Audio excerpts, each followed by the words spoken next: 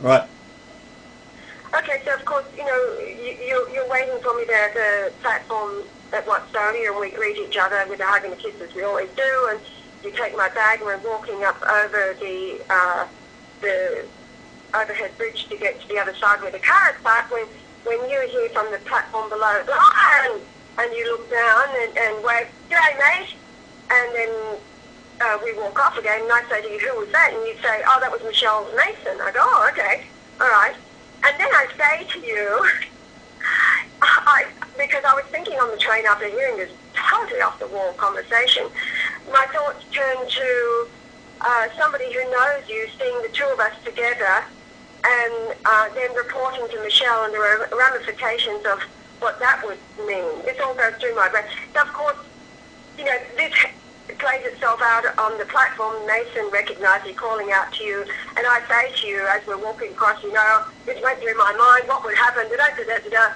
And of course, my thoughts are exactly what happened, because Nathan got onto the phone to Michelle and reported seeing us and our greeting, the hug and the kiss and blah, blah, blah.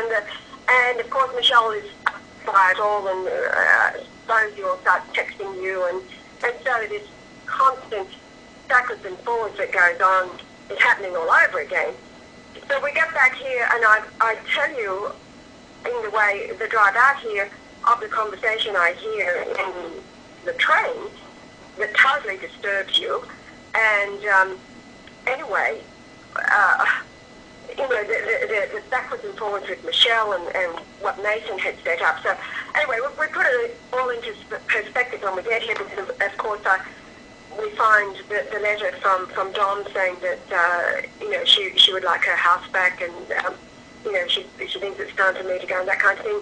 Again, all that I anticipated, I expected, so it wasn't news. And anyway, one thing after another. So you sent me an email yesterday after dwelling upon the conversation. What does it mean? What's the message there? What is it all about? And seeing Mason on the platform, well, that to the both of us just is symbolic of Freemasonry. So all these people have been used to for us to dig deeper and what is the message in it all. So you sent me an email after you figured it all out, and I had already sent you yesterday the PowerPoint. Actually, not you saw the article which led to the PowerPoint that we've already done at this point, which is about the judgment of the whore.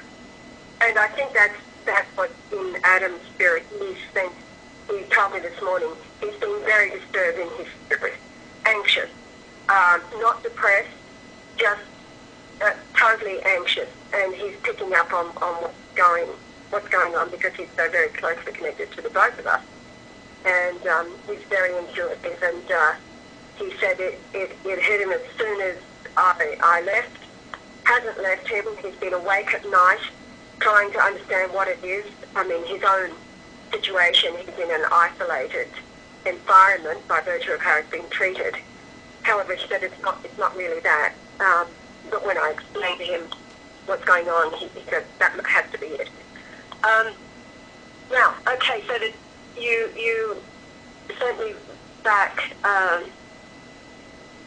your understanding of what's going on and why I had to hear the conversation. All of those events, the train's been delayed, everything was totally set up for me to hear that conversation reported to you, so that we could get out this next message, which is the salvation of the planet.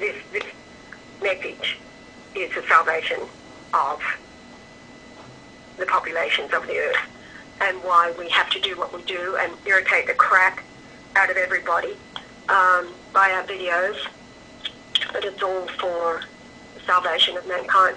Now, I'll just read the email that you sent back to me, the two men on the train. You say, when I did the counterfeiting, the top cop told me he had 50 men on the case looking for me. And you're saying to me, how many would they put on you and I, when this is the biggest event in history, Yahweh and Asherah on the earth? Everything would be staked out. Nothing would be left uncovered.